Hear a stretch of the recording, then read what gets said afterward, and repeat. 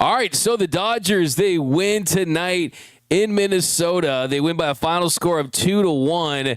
They get it done with the long ball, as they so typically do at times. You got a big fly to lead off the game for Shohei Ohtani, his 24th leadoff home run since becoming a Dodger. A 1-0 count. Shohei crushed a changeup. That made a 1-0 game, and then in the bottom of the first inning, Will Klein pitching, the Dodgers going with an opener. After he struck out the first batter, Byron Buxton on a 2-1 count crushed a bomb over the left center wall. It was a four-seam fastball, 98-mile-per-hour heater, middle, and Buxton crushed it. That tied things at 1. And then it was a pitcher's duel throughout. Eric Lauer comes in the second inning, and he was fantastic in this one.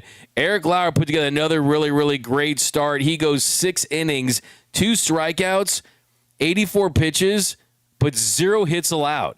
0 hits allowed for Eric Lauer, who continues to impress in his time with the Dodgers. And the interesting thing is they did use an opener for him, and that was a source of conflict when he was with the Toronto Blue Jays before he was DFA'd by the Blue Jays earlier this year.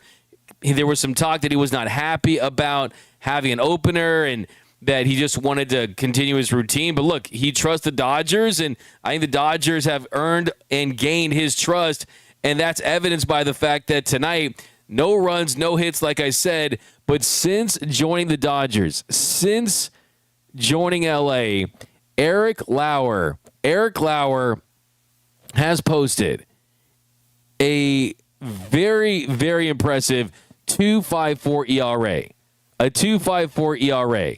One man's trash is another man's treasure when it comes to the Dodgers. And look, I'm not calling him trash. I am calling how the Blue Jays viewed Eric Lauer as trash, because he had a 6.69 ERA when he was at Toronto this year. He led the American League with 11 home runs allowed. And with the Dodgers, it's been a different story, just finding a way to execute pitches, not needing the velocity, but commanding it the way he does, having the success that he's had. It's incredibly impressive because it allowed the Dodgers to, one, not have to be hurt in their rotation with Tyler Glasnow and Blake Snell both on the injured list. Also, you maintain that 6-man rotation that you need with Rogi Sasaki, Shohei Ohtani, and Yoshinobu Yamamoto in the rotation. And also, you still have the best record in baseball. The Dodgers tonight, they became the first team to reach the 50-win mark. They have the best record in baseball, even without some of their best players hitting. Kyle Tucker's been average all season. You've had a lot of woes from that department as well.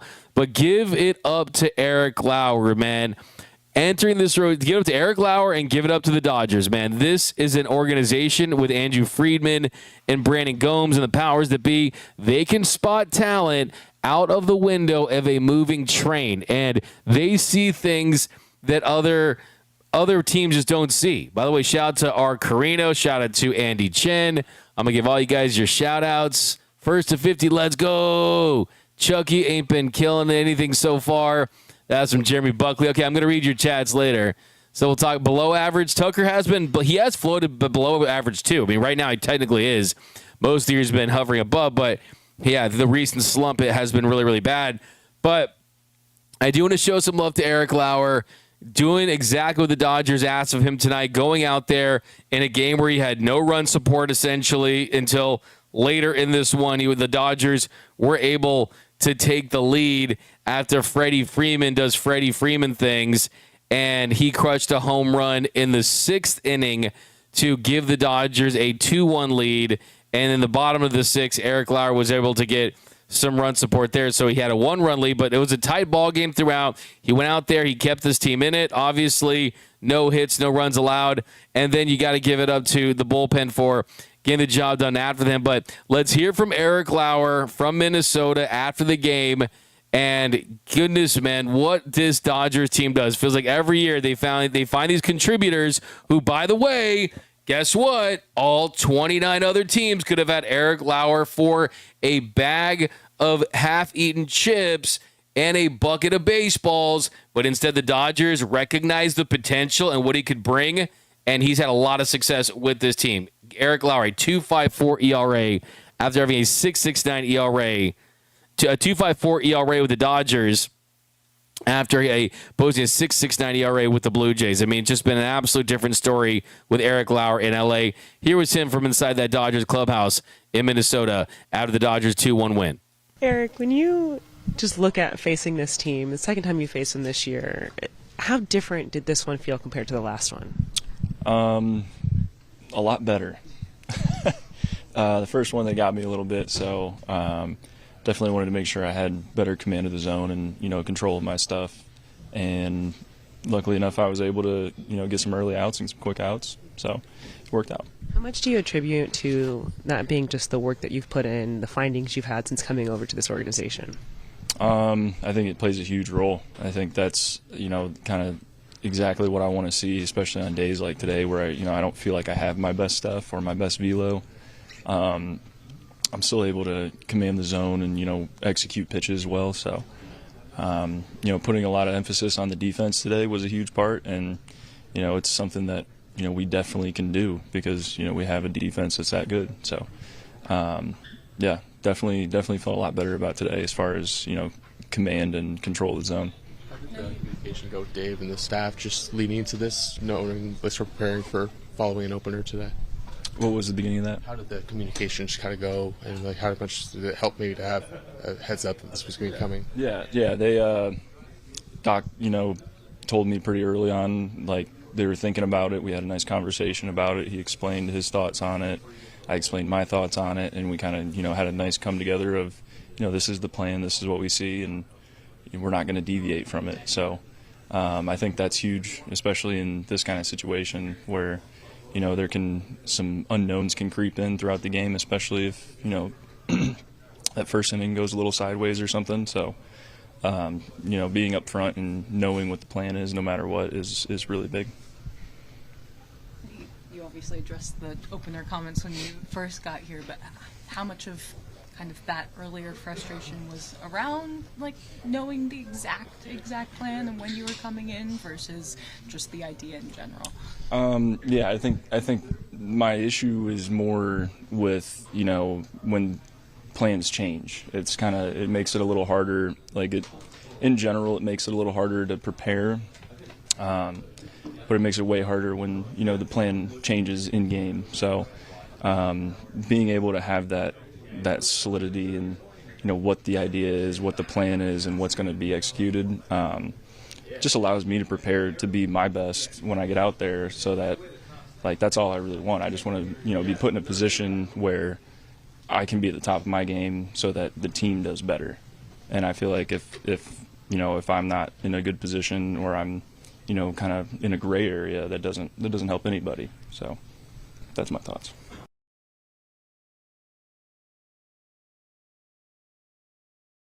So you hear right there was a little bit of, I don't want to say tension, but clearly there was a conversation they did have to have about the idea of having an opener, and clearly he was receptive to it, and you got to give him credit because a lot of pitchers, they're sticklers for their routine. They have a certain way they warm up, especially starting pitchers, and for Eric Lauer just to completely embrace something with the Dodgers that maybe he had some second thoughts or he wasn't completely on board with the Toronto Blue Jays, it just really speaks to the trust level that this organization is able to gain from their players. And Eric Lauer, he probably feels like, hey, man, who knows? I mean, I had no-hit stuff tonight. I mean, think about that. I mean, I'm not saying he was guaranteed to pitch a no-hit or anything like that, but, I mean, Klein to give up the home run, and now we got to have a quick conversation about Will Klein because he has been one of the real staples in the Dodgers bullpen this season. Tonight, though, gives those 2 hits in that opener situation through 32 pitches, had the 2 strikeouts, gave the home run to Buxton. And if you look at how he's performed over this month, has not been a great month for Will Klein. in the month of June in a pretty decent sample size, 11 innings. He has a 6 1/3 innings in June, a 4.26 ERA heading into tonight, and he gave up that home run. So he was really, really good in May. This month, not so much. The velocity is still consistent. It just makes you wonder if there's been some sort of adjustment, something he needs to get back to. But the Dodgers need as many high leverage arms they can get out of the bullpen, and I think with Will Klein, you're definitely seeing him go through a relief pitcher version of what is a slump. I mean, the stuff isn't as crisp, the location isn't as good, and I think the Dodgers really need to go out there and add an arm or two, whether it be a Tarek Skubal and a Finnegan, whether it be, Aroldis Chapman did blow a save tonight. I know that people don't love the idea of that. I think from a talent standpoint, he makes a lot of sense because of what you could get him for and how that would look. So I'd be on board with that, quite frankly. But I think that they're going to be in the market for another reliever. At some point, you're going to get that.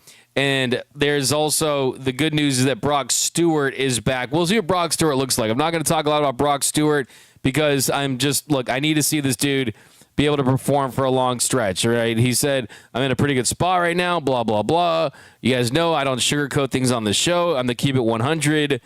Truthful, honest Dodgers show. And so, look, Brock Stewart as a guy that I just went to Disneyland yesterday, and Brock Stewart, he breaks down as much as the Indiana Jones ride at Disneyland. And look, the good news, when you're on the Indiana Jones ride, it's awesome. It's super fun. Can be bumpy, but it's a good ride. But, it doesn't help if it's not working, right? If it's not actually operating. And that's kind of how things happen to be with Brock Stewart at times. But the Dodgers, the plan, of course, is for Brock Stewart to pitch against his old team at some point.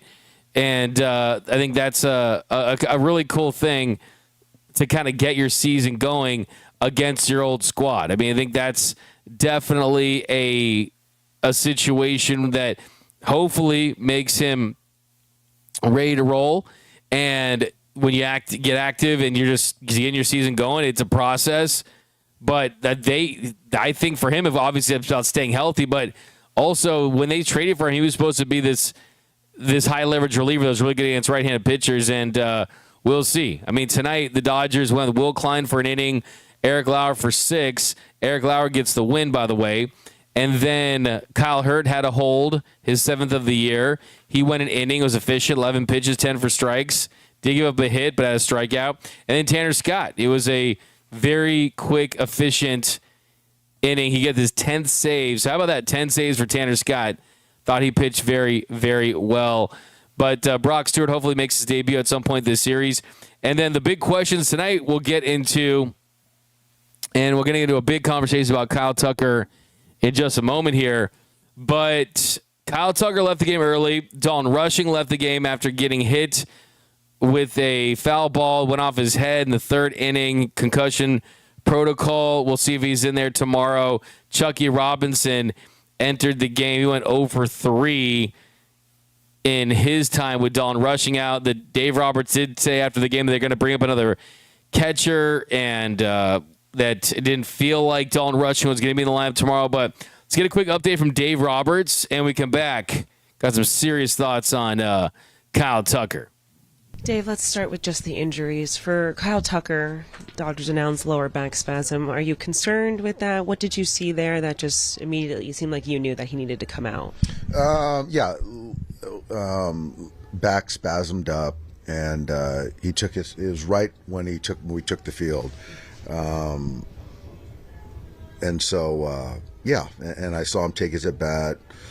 I saw a little bit of wincing and kind of when he was jogging down to first base, and then once he got to second base, I think it was just more of just not seeing him move the right way and didn't want to put him in any more jeopardy.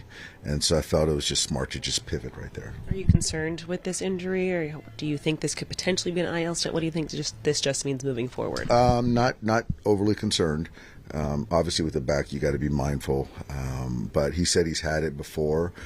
And so he's played the next day, and he's also done it. And I think he's taken a day off. So I think for me, it's just day to day. We'll see how he is, how he comes in tomorrow. And then Dalton with the concussion protocol, how is he doing? He's doing well. He passed the protocol test, but I guess you got to do it again in 24 hours. So tomorrow we'll do the same thing. But I would say it's pretty unlikely he'll be in there tomorrow, just to potentially give him another day. Will you have to bring someone out here just in case? We are going to bring someone just to kind of guard against that, but I'm not sure who. Is Tucker going to go for imaging tomorrow? No, not that I understand. He says he's had that before. Has he had that this year at all? Not with us, no. Eric Lauer was excellent. Obviously, you guys set it up so that he would come in second. For him to have six no-hit innings of work, what were you just seeing from him that allowed him to be so effective? He was great. I don't think he had his best stuff, but I think that he did a good job of changing speeds, executing pitches, and letting those guys put the ball in play. And he controlled the pace of the game and took down a lot of hitters, got us to the 8th inning, and the bullpen was great. So he did a fantastic job tonight. Despite everything y'all have made, y'all are the first team to get 50 wins this season. I mean, just thinking about everything that y'all have had to go through, whether it be your bullpen or whether it be your hitters, and I know you said a couple of guys have been searching for hits. What does that say? How does that speak to your team and the resilience of your team this year? I think that's the word, resilience, and there's a lot of things that we can't control, health, performance. So it's just guys got to be ready when called upon. And even tonight, to see Alex come in and make a really nice defensive play, throw out a couple hits, and then Chucky to come in cold and then catch the way he did was huge for us. But we've had a lot of guys step up in place of some guys that have been hurt. But speaks to the depth and just also the mindset. We're just going to keep moving forward. Sorry, back to Dalton for a sec. Was it that first foul tip? It was. It squared him up, and he was a little groggy. And so, on the bench, talking to the training staff, they just kind of recommended to me that probably best we get him out. Otani's kind of been looking like Otani here the last few weeks. So what are you kind of seeing from him? He's just he's controlling the zone. There's a lot of balls down below that he's not chasing. He's getting into good counts, and when it is in his favor, he's putting good swings on it. So, yeah, that's when you can do that, when he can do that, there's just no one better. It's kind of always said that June's his power month. Like, are you sort of seeing that, especially with how the ball's coming off the bat lately? Yeah, I didn't know that. Obviously, the way he has been this June, it's been really special. So the injury update, look, we'll see what they do with Kyle Tucker. We're going to talk about that in a second here. But as far as the catcher spot, they have to make some decisions. Chucky Robinson is now like a big league catcher offensively. We're talking, he makes Austin Barnes look like he's Buster Posey at his prime, right? Let's just be honest here. I got to call what it is. Chucky Robinson does not look like a guy that can handle big league pitching consistently. And look, of course, it looks minimal with Dalton rushing, but with Will Smith banged up, I think you need some more consistency. I think you need to upgrade at that position, even if you don't. Even that we know Dalton rushing is going to get those at bats. We saw Friday, got the walk-off hit. I call him Dalton clutching. You love that. Everything's awesome to hear about that. But I also think that when you look at that, wait a second. Wow, Giannis to Miami. Holy smokes. That's pretty awesome. We'll talk about that another time, but let's get to the thing. Ben Rortvedt. I have a lot of guys. D-Mac, Ben Rortvedt. D-Mac, Ben Rortvedt. So he was activated last week off the IL from the Mets, their AAA affiliate. He also has hit 2 home runs since returning in back-to-back games. If you're the Dodgers, I think you got to contact the Mets to see what the deal is with Ben Rortvedt. You can get him back. There's ways to do it. I feel like, yes, we know what Will Smith looks like when he's at his best. Yes, we know that Dalton Rushing has emerged this season.